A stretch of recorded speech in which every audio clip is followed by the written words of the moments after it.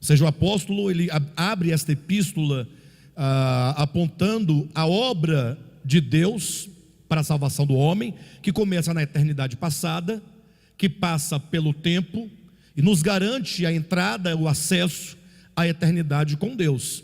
Então, em 3 momentos, ele coloca, então, 3 conjuntos de bênçãos. Isso falando que o Pai, ele nos escolheu e nos predestinou antes da fundação do mundo. O Filho, ele veio para ser a nossa redenção, ele nos redime dos nossos pecados. E então o Espírito Santo é aquele que nos sela, é aquele que é o penhor da nossa herança eterna. Então nós temos aí uma perspectiva trinária, né? Pai, Filho e Espírito Santo, eternidade passada, o tempo e eternidade futura.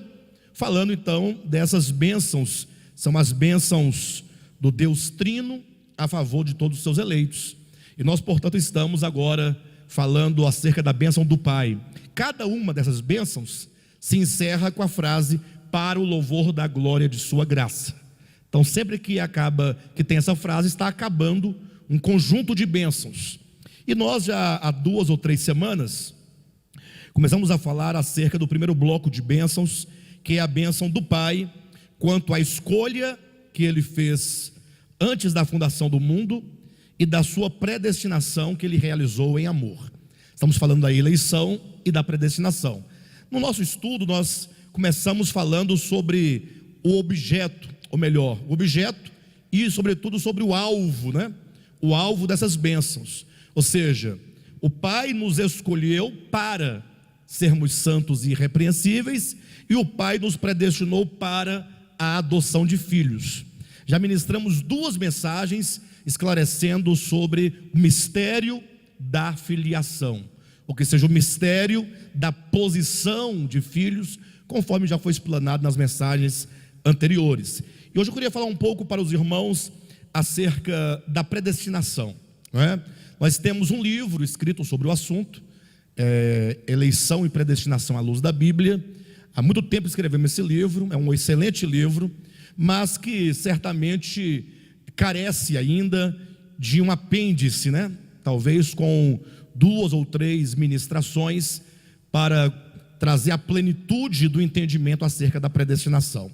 Isso porque Paulo fala muito sobre esse tema da eleição e da predestinação, mas quando, por ocasião da reforma protestante, esse tema, predestinação, veio à tona, foi enfocado tão somente a ideia de que o Senhor elege alguns para a salvação, né? Foi colocado que Deus elegia uns para a salvação e mesmo que elegia outros para a condenação, embora na reforma protestante não seja consenso essa dicotomia. Há um grupo mais moderado, né, na ideia, na visão reformada, de que Deus teria apenas predestinado alguns para a salvação, que não há ou não haveria a tal de eleição e predestinação para a condenação. Mas vai cair na mesma situação, porque o simples fato de Deus não predestinar alguns para a salvação, automaticamente eles já estão condenados, né? É só uma forma eufemística de falar a mesma coisa. Ocorre que a Escritura, quando se lê na sua totalidade, olhando pelo prisma desse tema, predestinação, nós vamos encontrar que a predestinação, ela não visa exatamente a salvação da humanidade. Isso porque a salvação da humanidade é um dom gratuito de Deus para todos os homens. Embora na economia de Deus haja aspectos de como o homem alcança essa salvação, né? Certamente é sempre pela graça e sempre pela fé. Ocorre que a fé exercida nessa graça, ela precisa de um nível de revelação possível para que a pessoa creia. Como alguém poderá crer? Em que ela vai crer de fato para ser salva? E tratando-se, portanto, dessa revelação de Deus para a humanidade, ao longo do tempo essa revelação ela é progressiva.